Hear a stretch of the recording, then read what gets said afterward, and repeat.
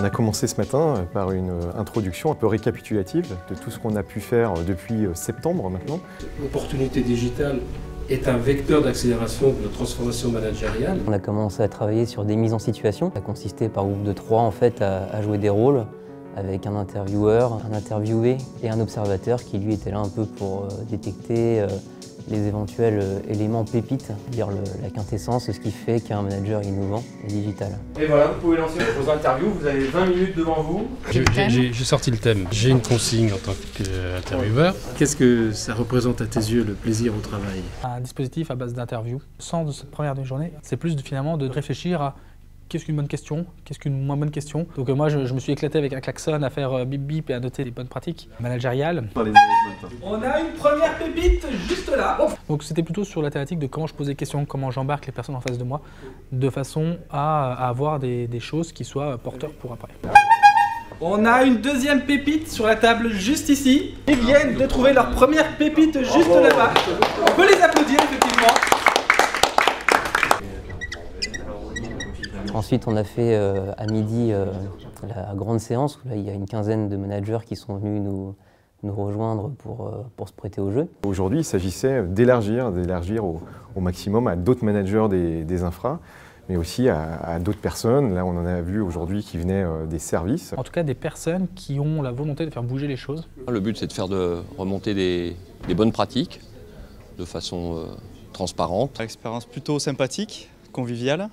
Très interactif et des questions qui étaient très ouvertes. On a pu échanger concrètement sur pas mal de thématiques managériales, par exemple les notions de territoire, de responsabilisation des équipes, du partage aussi des rôles et objectifs au sein d'une équipe, de plaisir au travail, de qualité de vie au travail. Quand on est manager, je pense si on veut favoriser le dépassement de soi dans son groupe, c'est de faire sentir à son groupe qu'on accepte de sortir du cadre.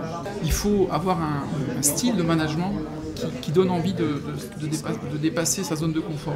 On a eu des témoignages qui étaient assez forts sur des vraies difficultés, et parfois presque on arrivait sur des choses qui étaient très personnelles. Beaucoup d'intérêt pour la question.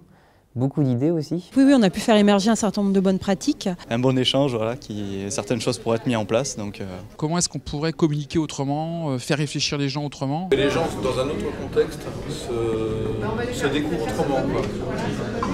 Ah bah là, pour le coup, nous, on est en plein changement dans mon entreprise, donc pour le coup, c'est vraiment l'actualité. Finalement, comment développer le plaisir au travail, comment emmener un collaborateur à prendre du plaisir, à se lever tous les matins et de faire ce qu'il fait, quoi.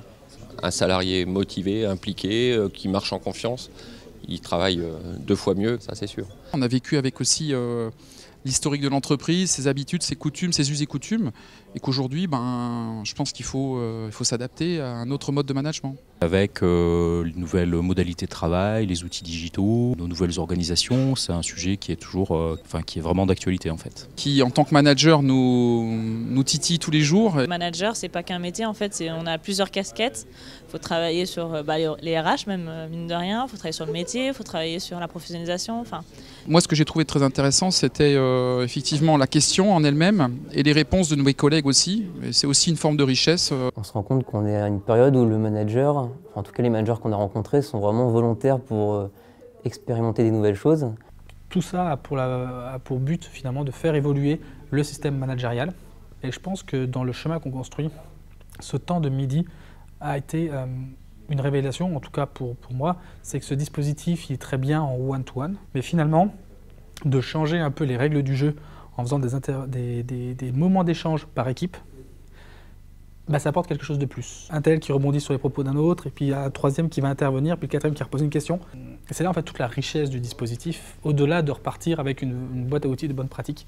Et puis après, on a fait une synthèse beaucoup plus concrète sur comment on pouvait mettre en place, en pratique, l'ensemble de ces pépites. Déjà, ce qu'on fait aujourd'hui, comment on le consolide, comment on peut faire demain autrement, un peu plus large encore, comment on peut pérenniser et élargir la démarche. On parlait tout à l'heure de start-up interne, on commence avec quelques-uns, on commence à se revoir, on commence à agréger. Il y a des gens on a des gens qui sont partis, qui nous ont dit mais comment on peut participer maintenant? On a différentes idées à prototyper, que ce soit sur des idées plutôt outils informatiques, créer des communautés digitales, etc.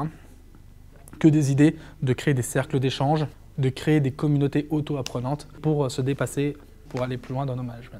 manager dans tous ses états, c'est justement cette évolution où c'est hyper essentiel d'être à chaque fois dans l'itération et dans l'évolution des idées et puis un peu le brainstorming permanent.